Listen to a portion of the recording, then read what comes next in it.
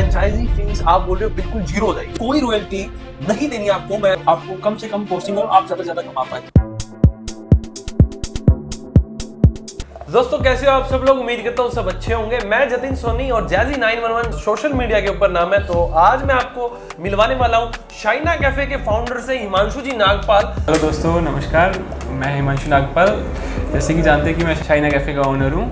तो उसके रिगार्डिंग मैं आज जतिन सर को बताने वाला हूँ कि अगर जैसे भी किसी ने फ्रेंचाइजी लेनी है शाइना कैफे की, कि कैसे सजेस्ट करना चाहिए, क्या क्या कंडीशंस देखनी चाहिए, क्या क्या फॉर्मेलिटीज़ होती हैं, कौन सी लोकेशन का ध्यान रखना पड़ता है, लोकेशन में भी कौन सी कैरेक्टरिस्टिक्स में देखना चाहिए, फॉर्मेलिटी उसमें पार्किंग स्पेस वगैरह जो भी उसमें चीज़ें होती हैं फ्रेंचाइजी के रिगार्डिंग, मैं सारा डिस्कशन करने वाला हूँ सर के साथ। मेरे पास कुछ पॉइंट्स हैं जो लगभग सभी कस्टमर्स के रहते हैं कि किस तरह से स्टार्टअप को स्टार्ट करना चाहिए। अगर मैं फ्रेंचाइजी लेना चाहता हूँ शाइना कैफे की, तो उसका स्टार्टअप किस तरह स्टार्ट करूँ। सबसे पहले मेरा आपके लिए क्वेश्चन ये रहेगा कि हिमांशु सर, मेरे पास जगह तो है बट मेरे को ये नहीं पता कि वहां पर कस्टमर आएंगे या नहीं आएंगे, वहां की फुटपाथ वैल्यू कितनी है या फुटफॉल उस एरिया का कितना है। तो उस जगह के बारे में आप भी डिसाइड करोगे या सिर्फ हमें ही करना है, वो आपका कुछ रहेगा या नहीं? इसमें ऐसे रहता है कि आप लोकेशन देखते हो तो उसके बाद हमारे एक स्टाफ मेंबर आते हैं, वो एक आपकी लिस्ट लेके आते हैं। उसमें चेकलिस्ट होती है, क्या इसमें क्या क्या पार्किंग स्पेसेस रहते हैं, क्या क्या इसके पास near by side by areas क्या है, एक चेकलिस्ट होती है, वो फुलफिल होनी चाहिए। तो उसके रिगार्डिंग क्या होता है, सजेशन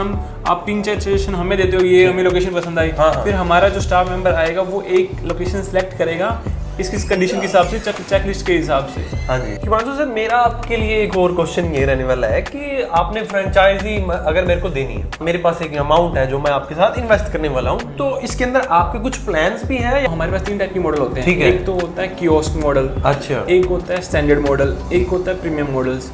अगर आपकी सिटी नॉर्मल है, ज़्यादा पेइंग एक लेवल होता है कि पेइंग कैपेसिटी होती है, तो उसमें हम स्टैंडर्ड मॉडल करते हैं। ठीक है। एक मान लो कि जहाँ मॉल वगैरह में हो गए, फूड कोर्ट में हो गए, जहाँ पे स्पेस कम है, तो वहाँ पे हम कियोस्क मॉडल जाते हैं। प्रीमियम जो लॉन्च होता है वो थोड़ा हमारा क्या होता है, थोड़ा हाई डिजाइन अच्छा होता है, बड़ी मेट्रोपॉलिटन सिटीज होती हैं, उसी के अंदर हम रिकमेंड करते हैं कि जो बड़ी सिटीज हैं वहाँ पे हम रिकमेंड करते हैं कि आप वहाँ पर ओपन करिए टायर 1 सिटीज में या बड़ी सिटीज में जहाँ पर पेइंग कैपेसिटी अच्छी है। मैंने भी आपके एक गंगानगर कैफे में विजिट किया था, वो शायद प्रीमियम लॉन्च था। एक सिरसा में भी आपका प्रीमियम लॉन्च है, सच में औसम रहने वाला है। क्या शानदार इंटीरियर डिजाइन का है, मतलब आपको अगर आप वीडियो देख रहे हो, अगर आप नियर बाय हो तो आपको जरूर जाना। ये बात माननी पड़ेगी, ऑनेस्टली रिव्यू दे रहा हूँ, मैंने टेस्ट भी किया है और प्राइस भी चेक किए हैं, बहुत ही अफोर्डेबल प्राइस है। अगर आपने ये सेट किया तो माइंड ब्लोइंग आपका सेटअप है। ये फ्रेंचाइजी अगर आप भी लेते हो तो दी बेस्ट प्लान। हाँ, सबसे मेन बात, शाइना कैफे के 5 साल गोल्डन ईयर्स पूरे हो चुके हैं, आगे भी इन्होंने और ग्रोथ करनी है। इन 5 साल के अंदर भी बहुत नाम चमका है। हमारे व्यूवर्स को या फिर कस्टमर्स को कुछ अगर देना चाहते हो, मैं खोल रहा हूँ एक कैफे खोलना चाहता हूँ, तो आपके जो ये गोल्डन ईयर कंप्लीट हुए उसके लिए कुछ रिगार्डिंग हम एक ऑफर अभी आया है कुछ टाइम के लिए, लिमिटेड टाइम के लिए। ठीक है। उसमें ऐसे रहता है कि जो हमारा कियोस्क में जो फीस स्ट्रक्चर रहता है, जो फ्रेंचाइजी फीस रहती है वो रहती है 1.5 लाख रुपए, जो कि और स्टैंडर्ड में रहती है वो रहती है 3 लाख रुपए, और प्रीमियम में रहती है 4.5 लाख रुपए। ठीक है। जो कि इस ऑफर करके बिल्कुल जीरो रहने वाली है। इसमें हम आपसे कोई भी चार्जेस नहीं लेंगे जो फ्रेंचाइजी फीस के रिगार्डिंग होगा। फ्रेंचाइजी फीस आप बोल रहे हो बिल्कुल जीरो हो जाएगी? हम फ्रेंचाइजी फीस नहीं है, वो हमारे प्रोसेसिंग फीस है। प्रोसेसिंग इसका मैसेज ये होता है कि जो स्टाम्प चार्जेस हो गए, इसमें हम किट देते हैं। आपने मेरे को प्लान समझा दिया सारा, किस तरह से मेरे को अपना जो सेटअप है वो स्टार्ट करना है। अब आगे की बात कर लेते हैं। मैंने एक कैफे ले लिया है, एक जगह सिलेक्ट हो चुकी है, एक कैफे का प्लान मैंने एक सिलेक्ट कर लिया है, मेरी इन्वेस्टमेंट मैंने आपको बता दी है, आपने मेरे को अच्छी तरह समझा दिया, शायद आपको भी समझ आ गया होगा। अब आगे की जो बात करते हैं, मेरे पास ना तो कोई स्टाफ है ना मेरे पास शेफ है, मतलब मेरे को इसके बारे में नॉलेज नहीं, तो इसकी कुछ आपकी तरफ से हेल्प मिलेगी, कोई ट्रेनिंग मिलेगी, ऐसा कुछ है आपके प्लान पे? इसमें हमारे पास ऐसे रहता है कि आप लोकल स्टाफ हम हायर करते हैं, लोकल स्टाफ हम हायर करते हैं, उनकी ट्रेनिंग होती है, नियर बाय स्टोर्स में ट्रेनिंग होती है, जो आपके मतलब पास में उसके नियर बाय स्टोर्स हैं, जो प्रीमियम स्टोर्स हैं, ये जहाँ पर हमारे लोकेशन ट्रेनिंग सेंटर्स बनाए हुए हैं, वहाँ पर उनकी 20 डेज की 30 डेज की डिपेंड ऑन पर्सन की ट्रेनिंग होती है, जिसमें वो प्रॉपर शेफ और प्रॉपर बारिस्टा ट्रेंड हो जाता है। उसमें अभी आपको मतलब लोकल स्टाफ हायर करना है, जैसे अपने 30 डेज का ट्रेनिंग करेंगे, तो वैसे हमारे अच्छे शेफ्स हैं वो बना पाते हैं, सेम वैसे ही वो बना पाएंगे। वो भी विदिन 30 डेज के अंदर। फ्रेंचाइज जो लेने वाला है उनकी भी ट्रेनिंग हम करवाते हैं कि आपने क्या क्या कंडीशंस ध्यान रखनी है, क्या P&L देखना है, क्या कैसे इन्वेंट्री देखनी है, कैसे आपने कॉस्ट कटिंग करनी है, या कैसे आपने स्टाफ से डील करना है, कैसे आपने इंटरव्यू लेना है स्टाफ का, और XYZ जो भी चीज़ें होती है आपके रिगार्डिंग फ्रेंचाइजी को जो पता होना चाहिए एज ए ओनर को, और जो आप एज ए रन कर रहे हो उसमें भी आपकी प्रॉपर ट्रेनिंग रहती है कि आपको हर चीज़ बताई जाती है कि क्या क्या चीज़ें कंसीडर करनी है। जो मेन टॉपिक है व्यूअर्स का कि यार इसके अंदर प्रॉफिट क्या है,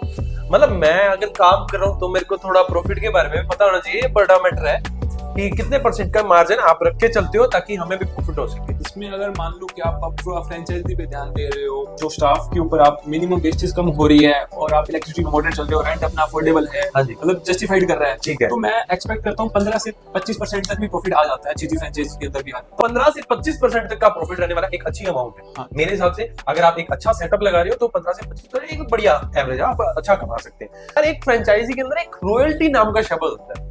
रॉयल्टी हर एक फ्रेंचाइजी को देनी होती है, तो वो रॉयल्टी आपकी किस तरह से, मतलब पहले उसके अंदर इंक्लूड है या उसके बाद में होने वाली है, वो थोड़ा सा बता दीजिए। मैं पहले अपने व्यूअर्स को बताना चाहता हूँ कि रॉयल्टी होती क्या है और हम क्यों चार्ज करते हैं। एक्चुअली रॉयल्टी होती है, हम अपनी सर्विसेज प्रोवाइड करवाते हैं कि अगर आपने ओपन करना है तो अभी आपको नॉलेज नहीं है तो आप बहुत सारे एक्सपेंसेस बिना कुछ भी ऐसे कर देंगे, वेस्टेज कर देंगे, नॉलेज नहीं होती, रेसिपीज की नहीं होती, तो एक एक्सपर्टीज की हम, एक कंपनी कोई भी होती है वो एक्सपर्टीज की एक चार्ज करते हैं, वो एक अपने कस्टमर बेस के लिए चार्ज करते हैं।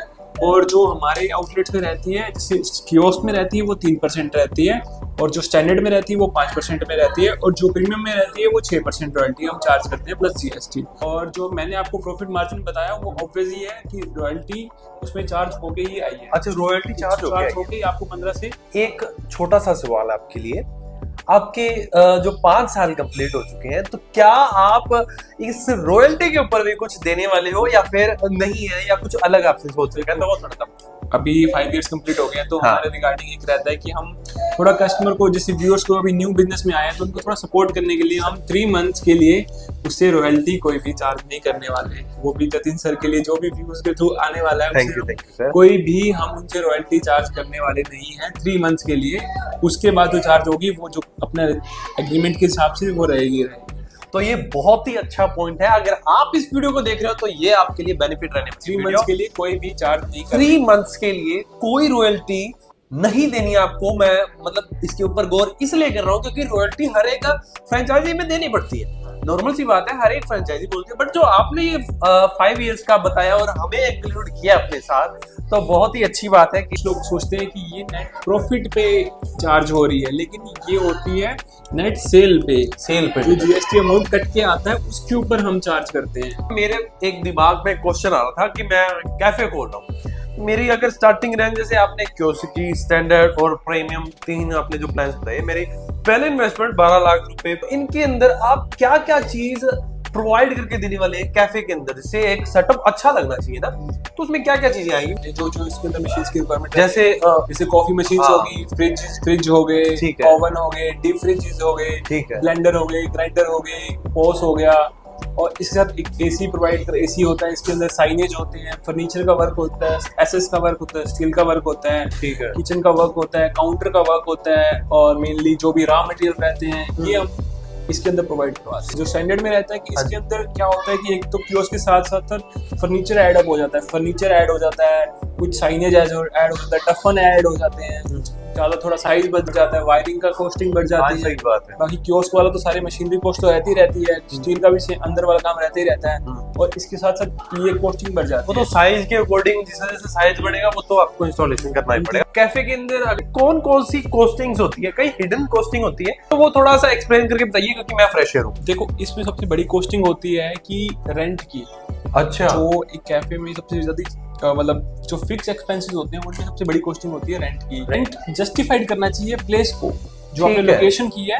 हाँ। आप मैटर नहीं करता 30,000 वाली भी है, 40,000 वाली है, लाख रुपए की भी है, कैसी भी है, हाँ। तो वो जस्टिफाइड करनी चाहिए, उसकी लोकेशन बहुत मैटर करता है।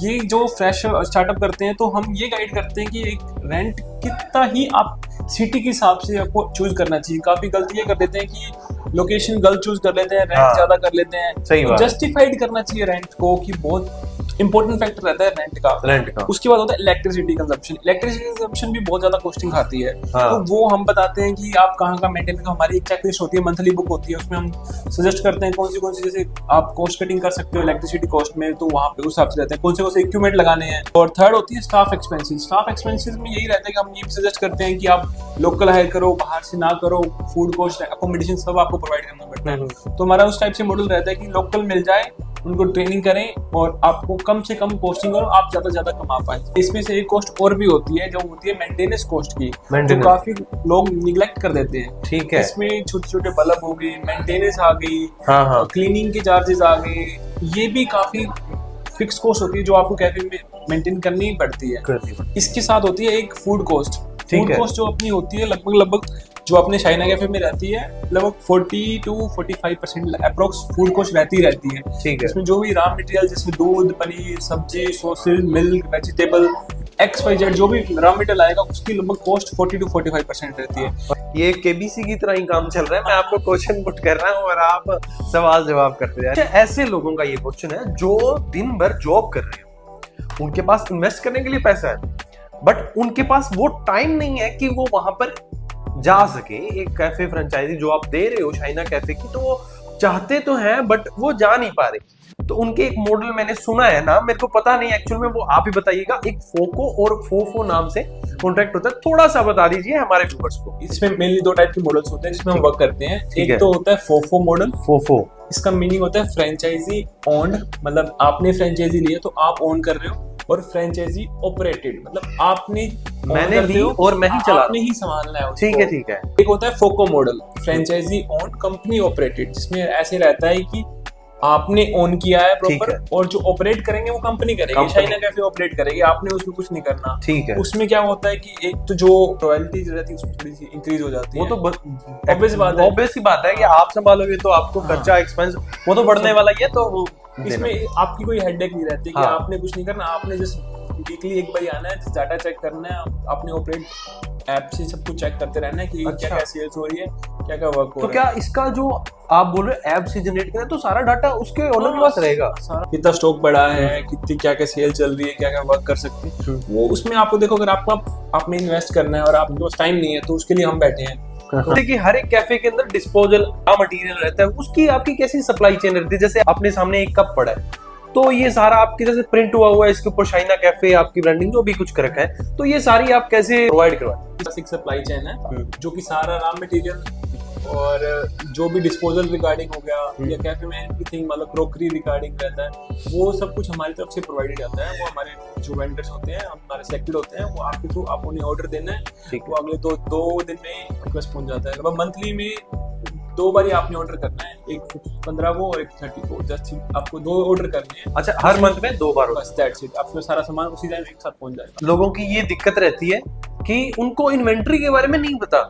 अब उनके पास जैसे मैंने अभी आपने बताया कि आपको मंथ के अंदर 2 बार आपका जो स्टॉक है वो स्टेटमेंट को अपना स्टॉक बताना है और आपको हम प्रोवाइड कर देंगे, आपकी तरफ से जो प्रोवाइड हो जाए। अब कुछ लोगों को यही नहीं पता इन्वेंट्री कैसे सेट की जाए, क्योंकि वो नए नए बिजनेस के अंदर आए हैं, वो धंधा चला रहे हैं, बट उनको ये नहीं पता मैनेजमेंट कैसे संभालें इन्वेंट्री की। तो उसके ऊपर आप किस तरह से मैनेजमेंट रखें? जो हमारे सॉफ्टवेयर रहते हैं उसमें हम रेसिपी जो भी हम फ्रेंचाइजी को देते हैं उसमें सारा सपोर्ट देते हैं, फ्रेंचाइजी को सारा आइटम रेसिपी हम सेट कर देते हैं। ठीक है। उसमें से डेली जितना जैसे मान लो कि आज जितनी कॉफी लगी उतना मिल्क उसमें कंजप्शन उठ जाएगा, उतनी आइसक्रीम उठ जाएगी, उतनी कॉफी बीन्स उठ जाएगी, तो उस हिसाब से कंजप्शन ऑटोमेटिकली सॉफ्टवेयर उठाते हैं। और आपके पास जो डाटा आता है ओपनिंग क्लोजिंग वाला एग्जैक्ट आता है। थोड़ा सा आपको थोड़ा ध्यान देना पड़ता है कि स्टाफ मतलब वेस्टिंग नहीं कर रहा या वेस्टिंग डालनी है, जो वेस्टिंग है वो वेस्टिंग डाले, तो एग्जैक्ट आता है कि अपने को कॉस्ट कटिंग पता लगती रहती है कि हमारा कॉस्ट कटिंग क्या है। हिमांशु जी, मेरा लास्ट एंड फाइनल क्वेश्चन आपके लिए। आपने मेरे को कैफे फ्रेंचाइजी जो भी अपना सिस्टम था सारा का सारा समझा दिया,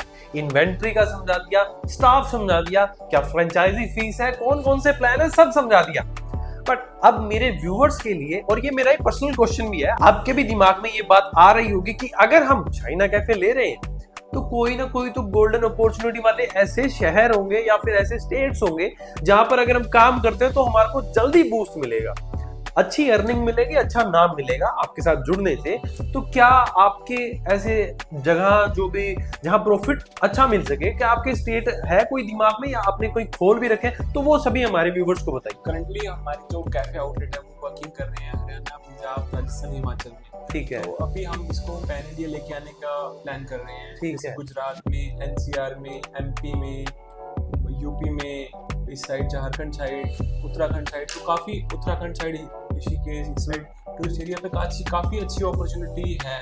तो हम यहाँ पे काफ़ी प्लान कर रहे हैं कि इस टाइम काफ़ी अच्छी कॉफ़ी मार्केट ग्रो कर रही है इस साइड में। तो आप, मेरा व्यूअर्स है कि अगर आप अच्छा टाइम देख पूछोगे तो ये परफेक्ट टाइम है कि आप आगे विंटर्स आ रहा है, विंटर्स फेस्टिवल सीजन आ रहा है। हाँ, हाँ। तो काफी अच्छी अपॉर्चुनिटी रहने वाली है अगर आप इन्वेस्ट करते हो तो ये परफेक्ट टाइमिंग है। हाँ, हाँ। और हमारा जो ऑफर चल रहा है तो वो आप उसको ग्रैब कर ही सकते ये हो तो already। सिस्टम के हिसाब से जो आपने ऑफर दिया है बहुत ही बेस्ट ऑफर है। और जिस तरह से आप बता रहे हो विंटर के अंदर फेस्टिवल सीजन स्टार्ट हो जाते हैं, उस टाइम सेल्स भी ज्यादा जनरेट होती है। फेस्टिवल सीजन, न्यू ईयर आता है, हाँ। क्रिसमस आता है, और कॉफी में ठंड में थोड़ी फूड की डिमांड ज्यादा बढ़ जाती है। आपने बिल्कुल सही बताया।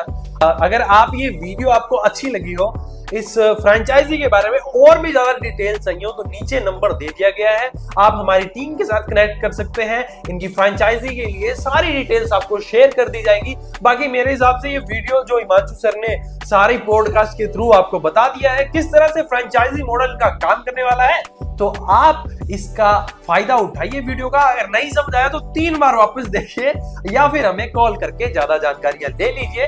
हिमांशु जी, बहुत बहुत धन्यवाद आपका भी कि आपने हमारे को टाइम दिया। आपका भी थैंक यू व्यूअर्स का जो इतना टाइम लेके हाँ। वीडियो देख रहे हैं। हाँ। आगे वीडियो देखी तो मैं बहुत थैंक यू करना चाहता हूँ सभी का। थैंक यू, बहुत अच्छा लगा आपसे मिलके और थैंक यू सभी से सर, बात करके। Thank you so much. इस वीडियो को लाइक भी कर देना और हमारे चैनल को सब्सक्राइब करना ना भूलेगा, और अपने दोस्तों के साथ इस वीडियो को शेयर कर देना जिनके दिमाग में आ रहा है फ्रेंचाइजी खोलने का, कोई नई franchisee. Shaina cafe is the best. Thank you so much.